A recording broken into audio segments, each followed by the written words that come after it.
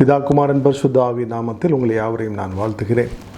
இந்த நாளிலும் கூட உங்கள் யாவரையும் சந்திப்பதில் மிகுந்த மகிழ்ச்சி அடைகிறேன். எனக்கு அருமையானவர்களே, ஆண்டவராகிய இயேசு கிறிஸ்து உங்கள் ஒவ்வொருவரையும் நேசிக்கிறார். இந்த நாளிலும் கூட உங்களை சந்திக்கும்படி உங்களுடைய வீட்டின் வரவேற்பறைக்கே ஆண்டவராகிய இயேசு கிறிஸ்து தன்னுடைய வார்த்தையின் மூலமாக வருகிறார். இதை விசுவாசிக்கிற ஒவ்வொருவருக்கும் இந்த வார்த்தைகள் மிகவும் ஆசீர்வாதமானதாக இருக்கும் என்று சொல்லி நான் கர்த்தருக்குள் விசுவாசிக்கிறேன். செய்தியை கேட்டுக்கொண்டிருக்கும் பொழுதே உங்களுடைய சரீரத்தில் இருக்கின்ற வியாதிகள் நீங்கும். விசுவாசத்தோடு அவருடைய வார்த்தையை கேட்கும் பொழுது உங்களுடைய வாழ்க்கையில் போராடி கொண்டிருக்கிற பிசாசானவன் அவன் ஓடி போவான். உங்களுடைய கட்டுகள் முறியடிக்கப்படும். பரிசுத்த ஆவியானவர் உங்கள் மத்தியில் அசைவாடி பெரிய காரியங்களை செய்வார். என்னோடு கூட சேர்ந்து ஒரு 20 நிமிடம் இந்த வேதத்தை தியானிங்கள். அது உங்களுடைய ஆவி ஆத்மா சரீரத்திற்கு மிகுந்த பிரயோஜனமுள்ளதாக இருக்கும் என்று சொல்லி நான் கர்த்தருக்குள் விசுவாசிக்கிறேன். பிலிப்பியர் 1ஆம் அதிகாரம் 5ஆம் வசனம் இப்படியாய் சொல்லுகிறது: உங்களில் நற்கிரியையை தொடங்கினவர் அதை இயேசு கிறிஸ்துவின் நாள் பரியந்தம் முடிய நடத்தி வருவார் என்று நம்பி நான் உங்களை நினைக்கிற பொழுதெல்லாம் என் தேவனை ஸ்தோத்திரிக்கிறேன் என்று சொல்லி பவுல் அப்போஸ்தலன் பிலிப்பியர் சபைக்கு எழுதும் பொழுது சொல்லுகிறார். பிலிப்பியர் சபையை அங்கே கடிதத்தின் மூலமாக நிருபத்தின் மூலமாக தாங்கும்படிக்கு ஆவிக்குள்ளாக நடத்தும்படிக்கு பிரயாசப்பட்டு பவுல் இந்த வார்த்தைகளை எழுதுகிறார். ஆவியானவர் கொடுக்கின்ற வார்த்தைகளை எழுதுகிறார். உங்களில் நற்கிரியை தொடங்கினவர் என்று சொல்லுகிறார். இன்றைக்கும் இருக்கின்ற ஒவ்வொரு சபையிலும் இருக்கிற ஒவ்வொரு தெய்வ பிள்ளைகளையும் ஆண்டவராகிய இயேசு கிறிஸ்து அழைத்திருக்கிறார். முன்குறித்து அழைத்து அவர்களை நீதிமான்களாக்கி அவர்களை மகிமைப்படுத்தி இருக்கிறார். இது எப்படி என்று சொல்லி நீங்கள் கேட்கலாம்.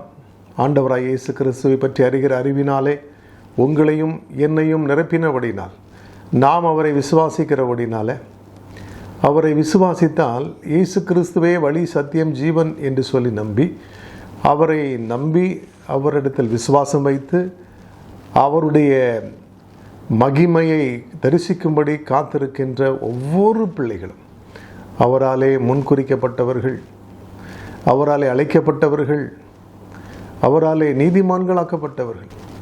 விசுவாசத்தினாலே நாம் நீதிமான்களாக்கப்பட்டோம். ஆபிரகாம் விசுவாசத்தினால் நீதியை பெற்றுக்கொண்டது போல நீங்களும் நானும் நீதியை பெற்றுக்கொண்டிருக்கிறோம். ஆபிரகாமுடைய உடன்பிறப்புகள் அநேகர் அந்த நீதியை பெற்றுக்கொள்ளவில்லை. பரலோகத்திற்கு போகின்ற பாக்கியம், ஆண்டவராகிய தேவனை ஆராதிக்கின்ற, வானத்தையும் பூமி உண்டாக்கின தேவனை ஆராதிக்கின்ற பெரிய பாக்கியத்தை ஆபிரகாம் பெற்றார். அதே போல இன்றைக்கும் கூட ஆண்டவரை விசுவாசிக்கின்ற உங்களையும் என்னையும் ஆண்டவராகிய இயேசு கிறிஸ்து நீதியை பெற்ற ஜனங்களாக வைத்திருக்கிறார். எனக்கு அருமையானவர்களே, உங்களுடைய வாழ்க்கையில் இன்றைக்கு நீங்கள் இதை விசுவாசிக்கும் பொழுது உங்களிலே ஆண்டவராகிய இயேசு கிறிஸ்து நற்கிரியை தொடங்கினார் என்று சொல்லி நீங்கள் அறிந்து கொள்ள முடியும். இன்றைக்கு இந்த உலகத்திலே வாழ்ந்து கொண்டிருக்கின்ற அநேக அறிவாளிகள், தங்களை அறிவுள்ளவர்கள் என்று சொல்லி நம்புகிறவர்கள் இப்படிப்பட்ட நீதியை பெற்றுக்கொள்ளவில்லை. நற்கிரியைகள் அவர்களிடத்திலே தொடங்கப்படவில்லை. ஆண்டவராகிய இயேசு கிறிஸ்துவின் இரத்தத்தினால் கழுவப்பட்ட, பாவங்கள் எல்லாம் மன்னிக்கப்பட்ட ஒவ்வொரு கிறிஸ்தவர்களும் இந்த நீதியை பெற்றிருக்கிறார்கள். உங்களுடைய வாழ்க்கையிலே நீங்கள் பெற்றிருக்கின்ற இந்த நீதியை குறித்து நீங்கள் கவலையற்று இருக்கக்கூடாது. இப்படிப்பட்ட விலையேறப்பட்ட ரட்சிப்பை குறித்து நீங்கள் கவலையற்று இருக்கக்கூடாது. கவலையற்று இருந்தால் நாம் தண்டனைக்கு தப்பித்துக் கொள்ள முடியாது என்று சொல்லி சத்தியம் போதிக்கிறது. ஏன் அப்படி நாம் கவலையற்று இருக்கக்கூடாது? எனக்கு அருமையானவர்களே, ஆண்டவராகிய இயேசு கிறிஸ்து உங்களிலும் என்னிலும் நற்கிரியைகளை தொடங்கி அவர் செய்த நற்கிரியைகளை நாமும் செய்யும்படிக்கு நம்மை அழைத்திருக்கிறார். உங்களிலே நற்கிரியைகளை தொடங்கின தேவனாகிய கர்த்தர் அவர் நற்கிரியைகளை செய்கிறவர், நல்ல காரியங்களை செய்கிறவர். உங்களையும் ஆண்டவர் அதற்காகவே அழைத்திருக்கிறார். இயேசு கிறிஸ்துவின் நாள் ஒன்று வருகிறது. அந்த நியாய தீர்ப்பின் நாள் அவனவன் செய்த கிரியைக்கு தக்கதான பலனை கொண்டு வருகிறது. எனக்கு அருமையானவர்களே, எனவேதான் நீங்களும் நானும் நல்ல கிரியைகளை செய்ய ஆரம்பிக்க வேண்டும். சபைகளுக்கு போய் எனக்கு என்ன ஒரு லாபம் கிடைக்கும் என்று சொல்லி நம்முடைய ஆதாயங்களுக்காக வாழ்ந்த நாட்கள் மாறட்டும். வேலை ஸ்தலத்திலே உண்மை இல்லாதபடிக்கு வாழ்ந்த நாட்கள் மாறட்டும். எனக்கு அருமையான தேவ ஜனமே, நீங்கள் குடியிருக்கின்ற பகுதிகளிலே சண்டையை இட்டுக்கொண்டு சச்சரவு போட்டுக்கொண்டு வாழ்ந்த நாட்கள் மறையட்டும்.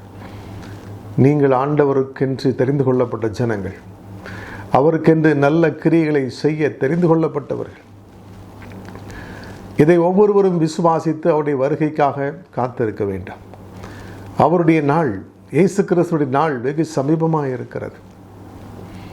ஆண்டவராய் இயேசு கிறிஸ்து அதிகாலமே நீங்கள் அவரை தேடும் பொழுது உங்களுக்கு ரகசியங்களை வெளிப்படுத்துவார். எனக்கு மட்டும்தான் வெளிப்படுத்துவாரானா? இல்லை, தேடுகிற அனைவரும் அவரை கண்டடைவார்கள். அதிகாலமே தேடி பாருங்கள், அப்பொழுது உங்களுக்கும் ஆண்டவர் தேவ ரகசியங்களை வெளிப்படுத்துவார். ஏனென்று சொன்னால், நமக்குள் இருக்கிற பரிசுத்த ஆவியானவர் தேவனுடைய ஆழங்களையும் ரகசியங்களையும் அறிந்திருக்கிறபடினாலே அவர் எதை செய்தாலும் தன்னுடைய பிள்ளைகளுக்கு செய்து சொல்லிவிட்டு தான் செய்வார் என்கிறபடினாலே உங்களுக்கும் அதை மறைக்க மாட்டார். கருமையானவர்களே, உலகத்தை கவனித்து பார்த்தால் உங்களுக்கு புரியும்.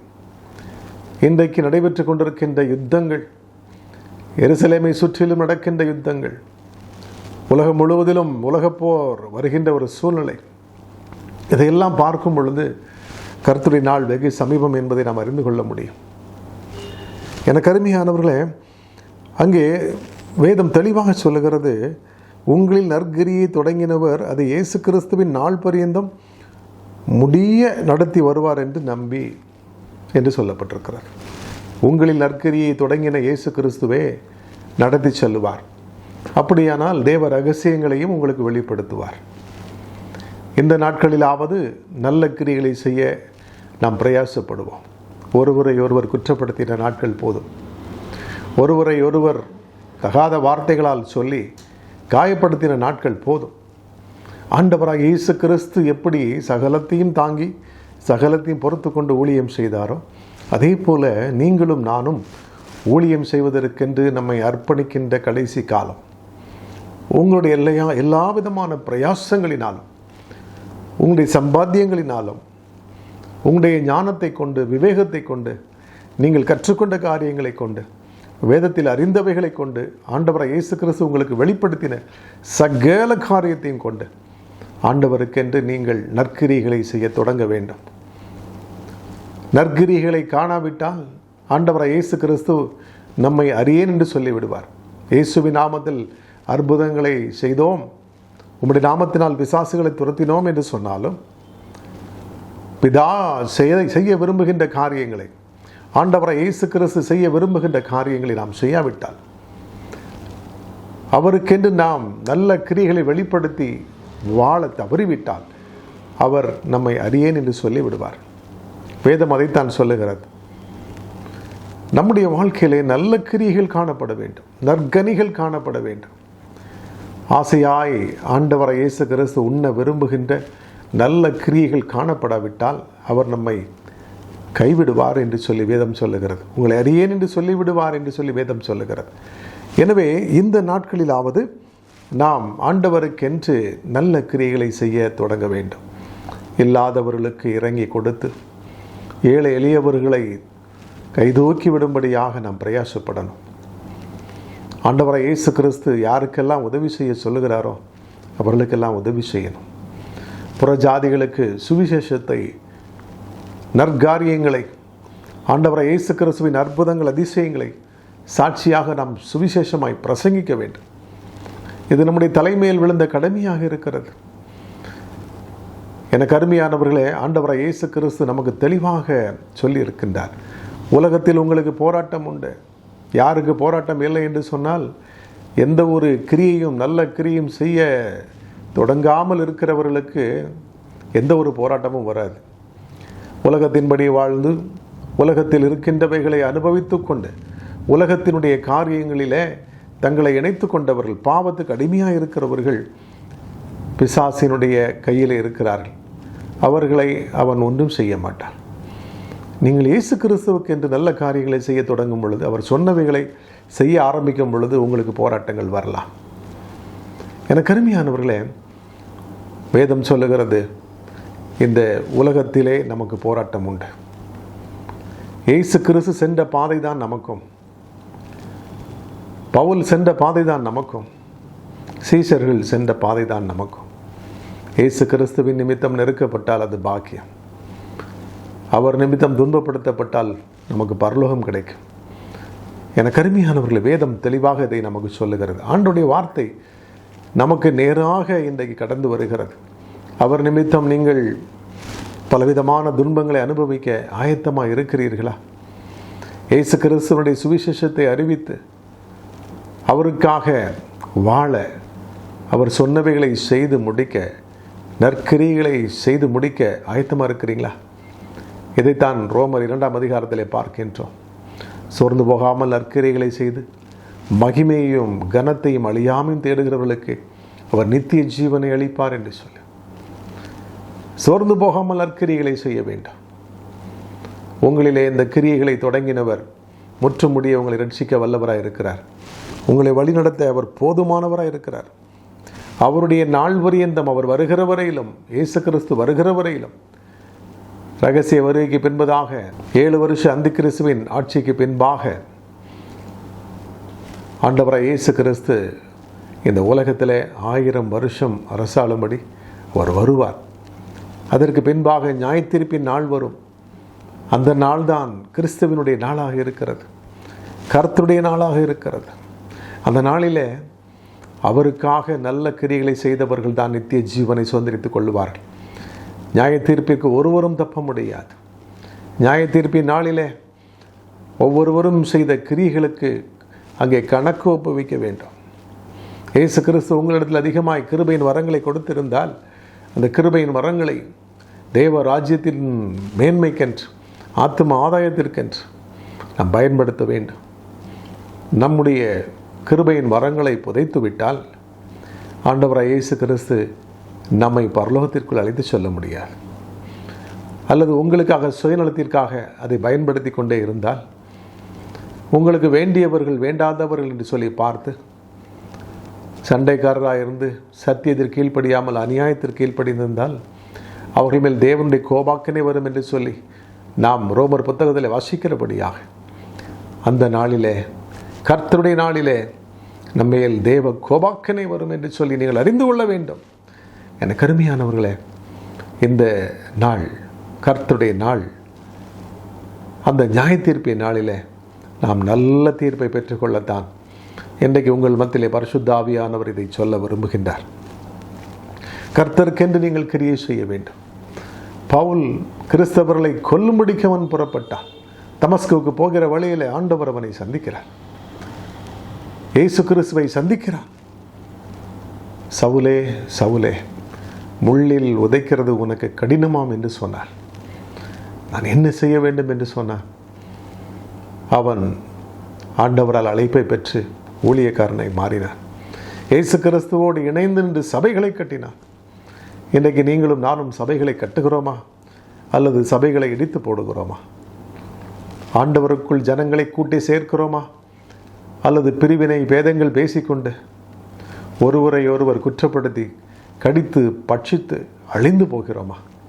கலாத்தியர் புத்தகத்திலே நாம் தெளிவாக வாசிக்கிறோம், ஒருவரை ஒருவர் கடித்து பட்சித்தீர்களானால் அழிவீர்கள் என்று சொல்லி வேதம் போதிக்கிறது. எனவே தான் எனக்கு அருமையான தேவஜனமே, கர்த்தருடைய நாள் வெகு சமீபமாக இருக்கிறது. அப்படி நாள் சமீபித்து வருகிறது. நான் ஒரு ஆலயத்தில் ஒரு புறஜாதி வாலிபனை ஆதாயம் செய்து ஆண்டவருக்கென்று அர்ப்பணித்தேன். பிறவியிலேயே கண்ணிலே காணப்பட்ட ஒரு குறைபாடு, கண்ணிலே நீர் வழிந்து கொண்டே இருக்கும். அந்த வியாதிக்காக நான் ஜெபித்த பொழுது இயேசு கிறிஸ்து அவனை தொட்டு சுகமாக்கினார். அவனை ஆலயத்துக்கு அழைத்தேன், வந்து விட்டான். கிட்டத்தட்ட கிறிஸ்தவனாக மாறிவிட்டான். ஆலயத்திலே இருந்த ஒரு மூப்பர் சில நாட்கள் கழித்து அவனை அழைத்தார். நீ யாருடைய மகன் என்று சொல்லி விசாரித்தார். அவன் இந்த ஊர் இந்த இன்னாருடைய மகன் என்று சொன்ன பொழுது, நீ எல்லாம் அங்கே வரக்கூடாது போ என்று சொல்லி அவனை துரத்தினார். தேவ ஆலயத்திலே நடைபெற்ற ஒரு சம்பவம். எதற்காக ஆலயத்துக்கு வருகிறோம் என்பதே அறிந்து கொள்ளாத ஒரு சூழ்நிலை இன்றை காணப்படுகிறது. ஆலயத்திலே வந்து காணிக்கை போட்டுட்டு சில வார்த்தைகளை வாயசித்து விட்டு வீட்டுக்கு போய்விட்டால் நமக்கு பரலோகம் நிச்சயம் என்று சொல்லி நம்பிக்கொண்டிருக்கிறார். ஒருவரும் பரலோகத்திற்குள் போகவே முடியாது. இப்படிப்பட்ட நினைவுகளோடு கூட, இப்படிப்பட்ட கிரியைகளோடு கூட ஒருவரும் போக முடியாது. இயேசு கிறிஸ்து சொல்லியிருக்கின்றபடி நற்கிரியைகளை செய்தால் ஒழிய நுழையவே முடியாது. எனக்கு அருமையானவர்களே, வேதம் நமக்கு தெளிவாக இதை சொல்லுகிறது. அந்த வாலிபன் அப்படியே மனம் வெறுத்து போய்விட்டான். அவனை நான் பார்க்கும் பொழுதெல்லாம் ஆண்டவரை பற்றி சொல்லுவேன்.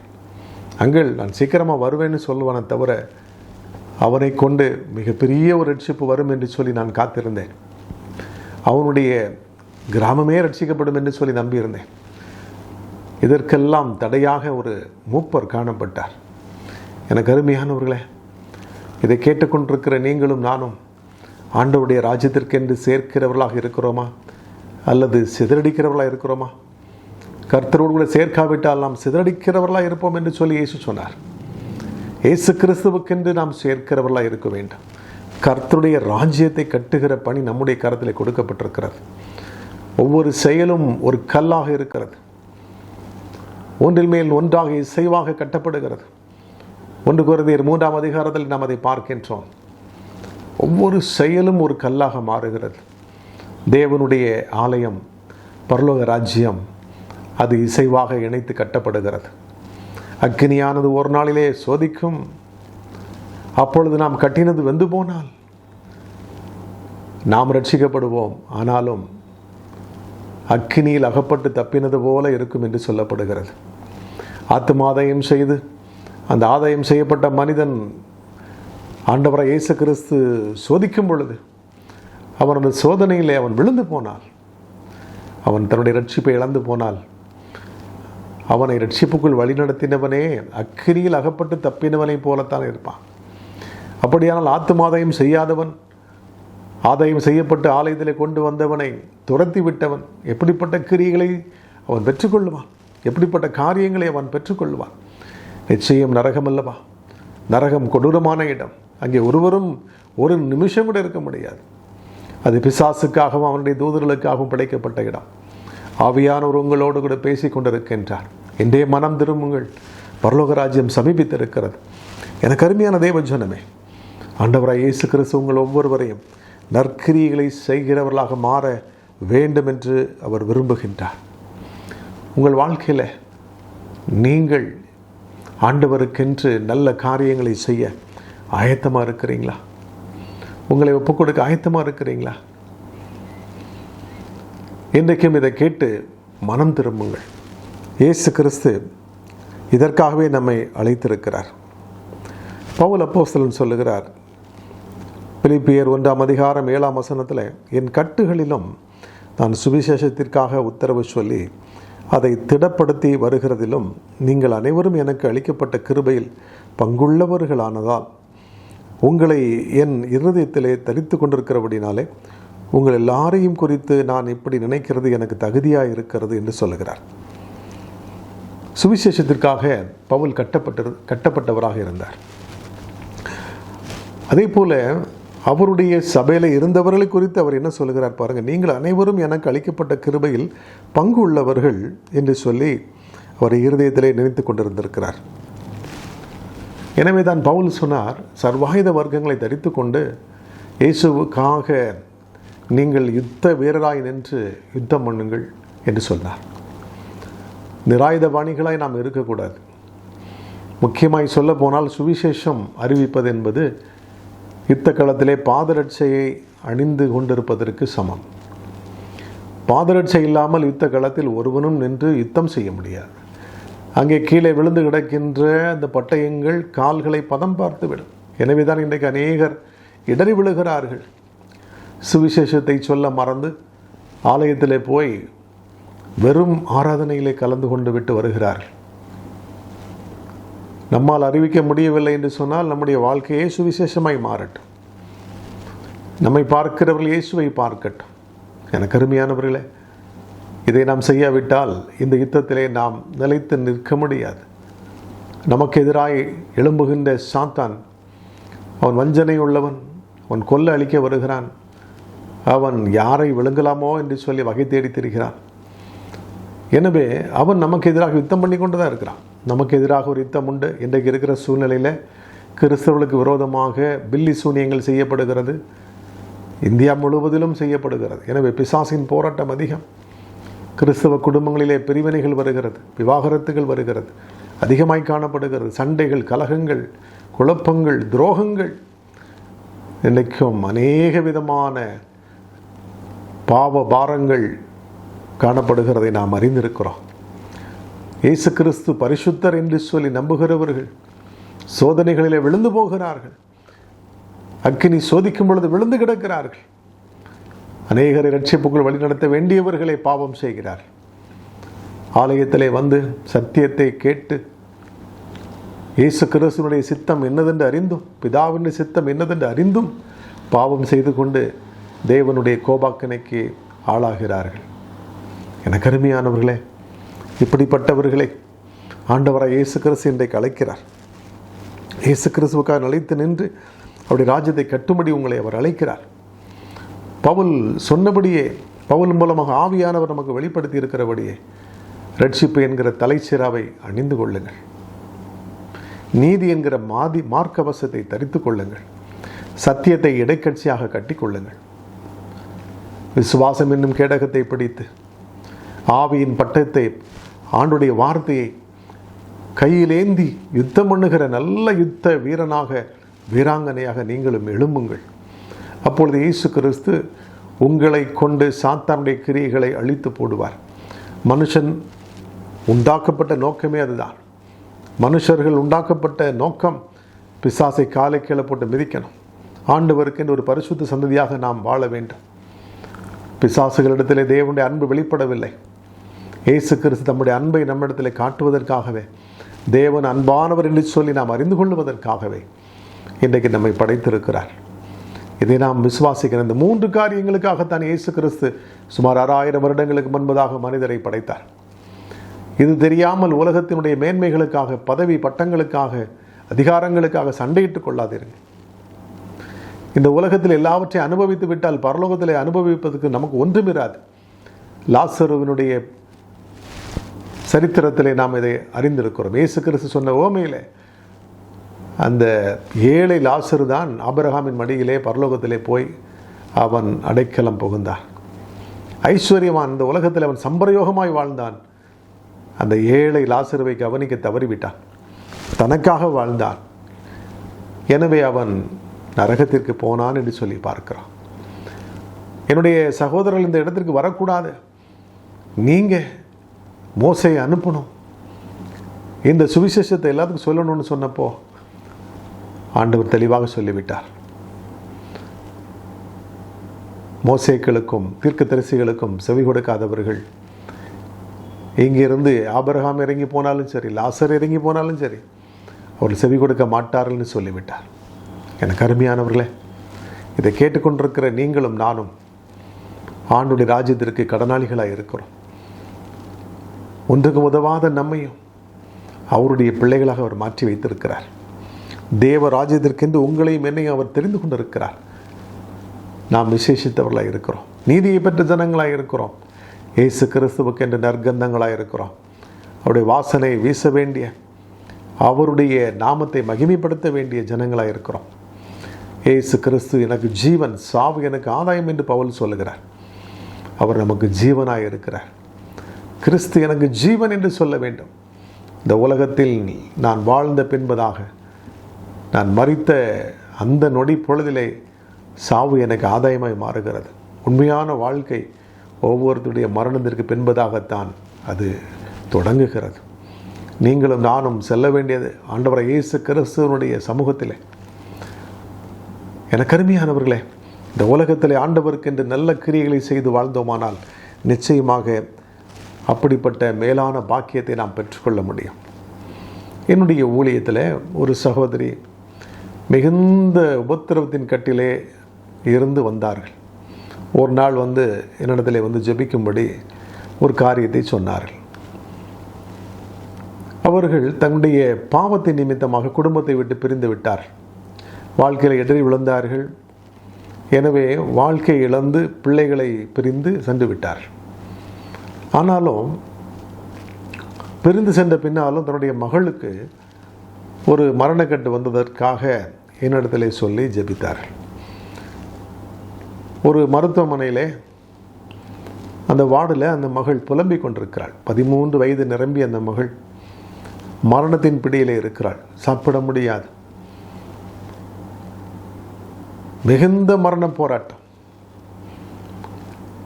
மூச்சு விட தேங்கி கொண்டிருந்தாள். அந்த நேரத்தில் அந்த சகோதரி மூலமாக நான் அங்கே ஜெபிக்க சென்றேன். அந்த ஹாலில் அவள் புலம்பிக் கொண்டிருந்தாள்.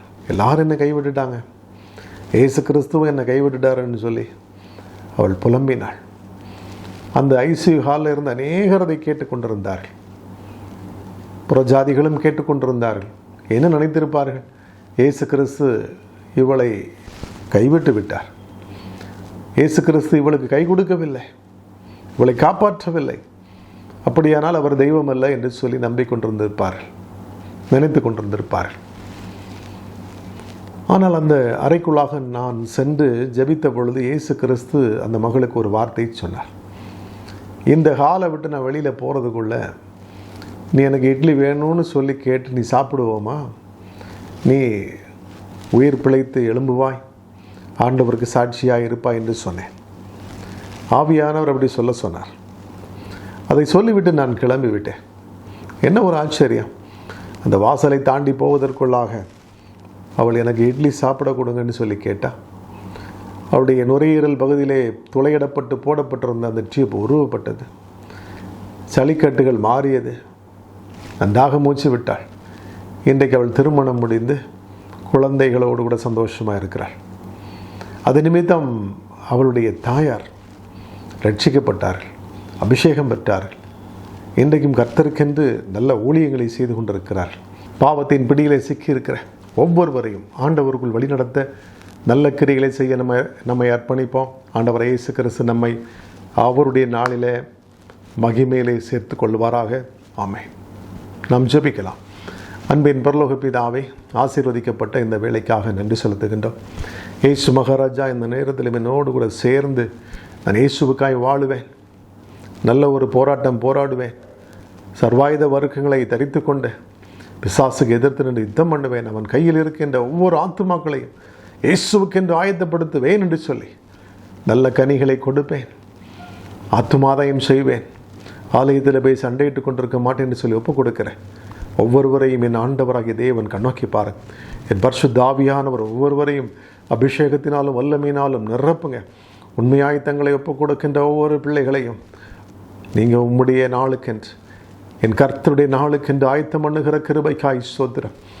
எப்பொழுதும் அபிஷேக தைலம் அநேகர் மேல் ஊற்றப்படுகிறதை நான் நாவிலே உணர்கிறேன்.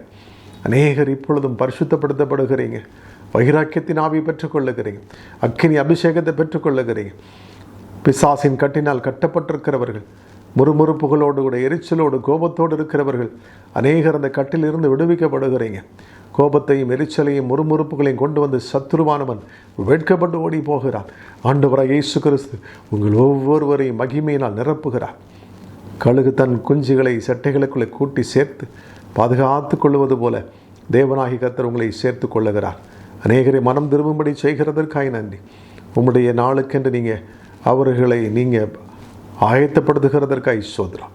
இந்த நாளிலும் தகுதியில்லாத எண்ணெயும் எடுத்து பயன்படுத்தின கிருபைகளுக்கு நன்றி. இயேசுவின் நாமத்தில் ஜெபம் கேளும் நல்ல பிதாவே. ஆமென், ஆமென். God bless you.